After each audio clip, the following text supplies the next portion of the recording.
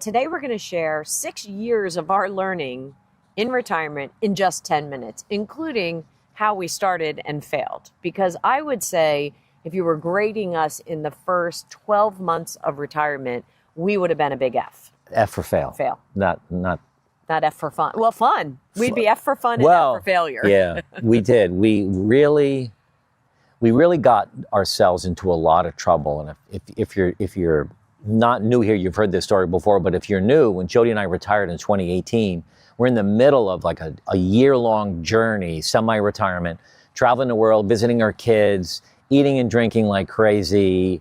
Really parties. Yeah, really poor health, poor attitude. Everything was a mess. And we realized it couldn't be sustainable. Right. So we pivoted. And we've spent the last 6 years really adapting and learning and growing. And we started this YouTube channel 3 years ago, sharing with you all of our advice. But today we're going to spend a few minutes telling you like kind of the top things that we learned. Absolutely. Okay.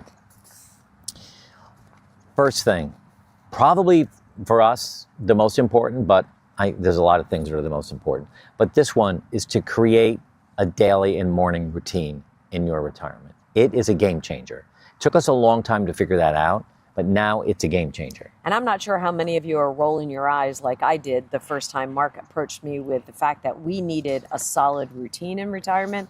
I was kind of like, man, I had a routine for 35 years in corporate America, and I don't want a routine.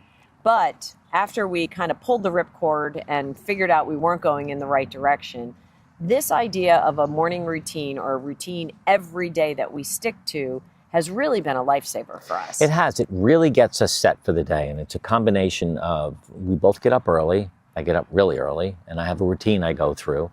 And then I go to the gym and then I come back and Jody and I have 40 minutes together, just sharing like what's new in our life, how the workout was at the gym, because Jody's going to go there, at 7 o'clock. I went there at 5. So 7 or 6? When do you go? You go at 7, yeah. Quarter 7.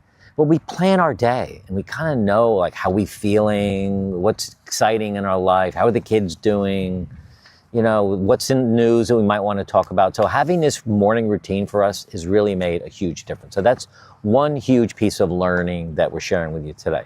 And one of the things, Mark gets up before me and leaves, but then I get up at like 5 or 5:15. So by the time you get home at 6:15, I've had an hour to walk the dog, get her set, get her fed.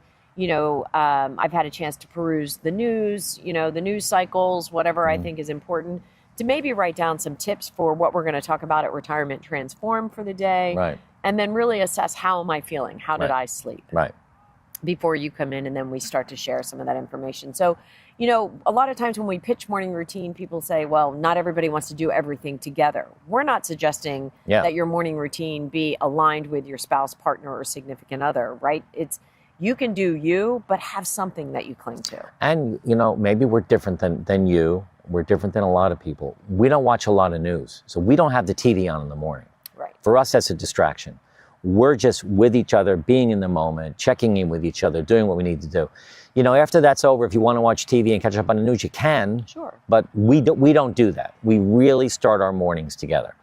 The second thing is investing in your physical health. And it's interesting because when I was at the gym this morning, Get Cat Fit here on Marco Island, up on the screen, it said that my 1-year anniversary of being a new member is tomorrow.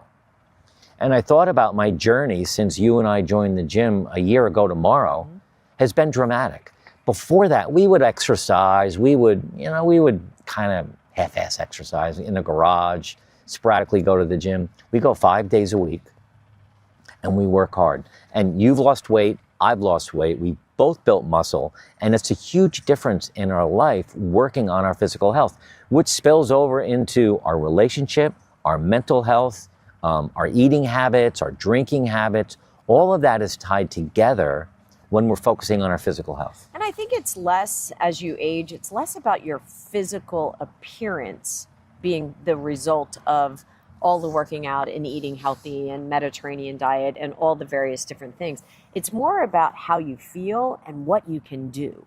The things I can do today in terms of, lay down on the floor and stand all the way up and get up, and lay back down on the floor and stand all the way up and get up. And you might say to yourself, like, who cares? Well, when you have 2 grandkids running around, you know how many times you're down on the floor, up, down on the floor, and up? You don't want to inhibit your relationship with them because you can't do things. Right. And so for me, I used to work out, and it was more about like, I want to fit into a pair of jeans or buy a new dress, or we've got a wedding, or, you know, all of these things. Now it's more about, what can I do? Like, what are the things I want to do that aren't going to be limited by my physicality? So we started this a year ago. So we started at the end of our 5th year in retirement. So you could start now. I mean, people always say, when's a good time to start? Today. Yesterday. Well, yesterday. The next best time is today or tomorrow. But don't put it off. Really make that part of your retirement. It will make a huge difference in your life. Relationships. You know, part of me joining the gym, when I look a year later now, I have a whole community of people at that gym who are all dedicated to making themselves healthier. So having really good, strong relationships in your retirement is imperative to a successful retirement. And I would say, you know, even prioritizing relationships, you know, was easy for us. It was actually easy for us to be married in 2 dual parent, working high pressure careers, because you kind of had an excuse to be a jerk. You know, you kind of had an excuse. Like, I had a rotten day. Like, I'm so busy. Like, I have to travel tomorrow. Like, you had excuses for being kind of a little prickly. You know, in retirement, you own all of your time. You own your emotions. You own your actions and your feelings. And you have to prioritize the relationship, the communication, and the importance that the person has, giving people space and holding space for them to be who they are. So you didn't have to do that as much, I don't think, in your career. No, and I think it sounds a little bit like you're talking about our relationship, which is primary and really important, and giving each other the space and the grace and all of that. But then building a community of, we have couples who are friends, I have guy friends, you have women friends, we have our kids, their spouses and partners. It's our community is getting larger and different, and we're putting up boundaries. So we're picking the kind of people that we want to be with. We're getting better at saying, you know what? That couple isn't really serving us well in this phase of life. In fact, and we just kind of you know, it fades away. We let them fade away. We met a couple the other day. We were just having coffee and we happened to connect. They had a beautiful dog, and I'm a huge dog lover. And anyway, so we connected over their dog Finnegan, and we were back and forth. And they actually have a mantra in their relationships. They do not allow negative people into their world. Yep. They both had stressful, busy government jobs. I'll just leave it at that. And they just decided we just do not invite or entertain anybody negative in our life. So they really prioritize relationships. So that was number 3, relationships. Number 4, and this is hard for a lot of people, and you know, we still work on this ourselves too, is developing a sense of purpose. And we're digging deep into this in some research, taking an online course, reading a lot of books, because we know that a lot of retirees really struggle with finding their purpose. So you're going to hear more about that from us, but we have gotten really clear on what our purpose is. And it's not one thing. It's not one big thing. It's not retirement transformed is our one purpose. It is a purpose, and it's a big purpose. But we have multiple other purposes, layers of purposes that we never really thought about before. We're like, well, yeah, we have kids and we have friends, we have that. Those are all good purposes. And learning and our healthcare is important. That's a purpose. So we've learned to take inventory of what's important to us, what our values are, and behave in a manner that lines with those values. And those are our purposes. Yeah, and I think it's important to share. And one of the exercises I challenged Mark this morning over coffee is for us to begin thinking about what are some of our key purposes, or what do we need to change? What do we need to dig deeper in? What do we need to align better with for next year? Yeah. Because we're kind of coming to the end of a year. And what do we need to align together so that you're aware of my purpose, and you know, some of mine are not. Mark has a lot of big P's. I have like 100 little P's that I'm very purposeful about. Well, you're my giant P. That's a good thing. You're my giant purpose. You're my one big purpose. I'm your Keeping one big you P. happy is a big job. A big P. A big job. So yeah, I think that I think sharing that was my point. Yeah, and purpose brings happiness. And if you're watching this and you're a little unhappy and you're like, I don't really have a purpose, stay tuned and drop a note in the comments below if you want us to spend the time quickly to put together a mini course on how to find purpose in retirement. We're kind of excited about that. The fifth thing that you want to think about and make part of your retirement that we've learned is really staying mentally sharp, digging in and learning about certain things. You know, I happen to now am becoming a huge proponent and researcher and learner about ChatGPT, artificial intelligence, because it's showing up everywhere. So I don't want to ignore it, and I want to stay up with it and ahead of it.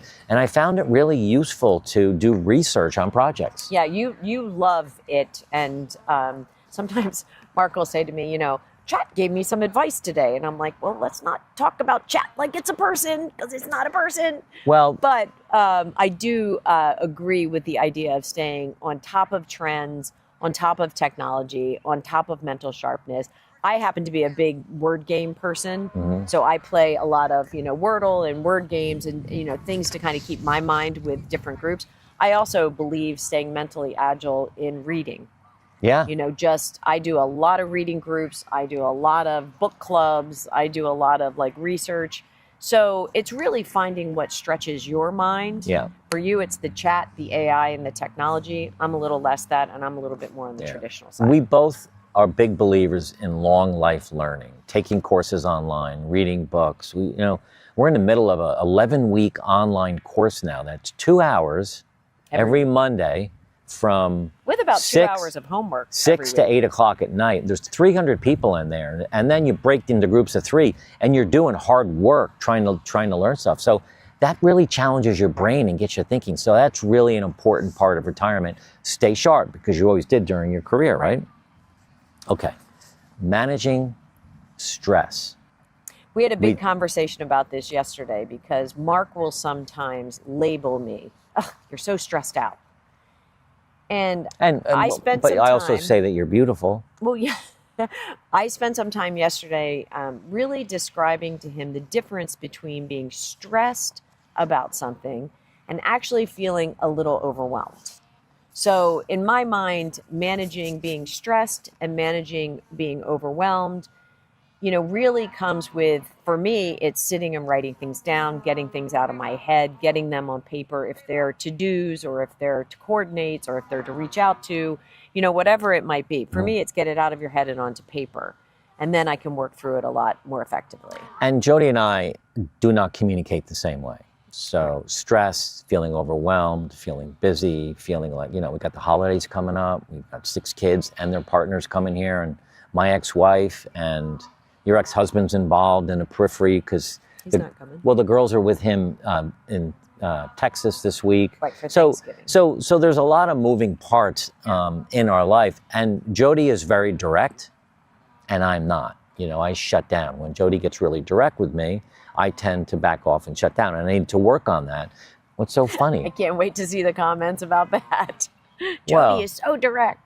Yeah, there's some comments. We're going to get a lot of comments about that. Yeah. But I am. I love you for that. I grew up in an environment where that was how my family communicated, in a very direct nature. Yeah, and I didn't. I wasn't brought up that way. So our communication is important, but we spend time managing our stress, our anxiety, making sure we're helping each other out, checking in the morning. How do you feel? What can I do for you today? What's the one thing I can do for you today to make your day better? It sounds kind of like corny. It's not. It really isn't when you really jump into it that way. Absolutely. All right. Simplifying your life.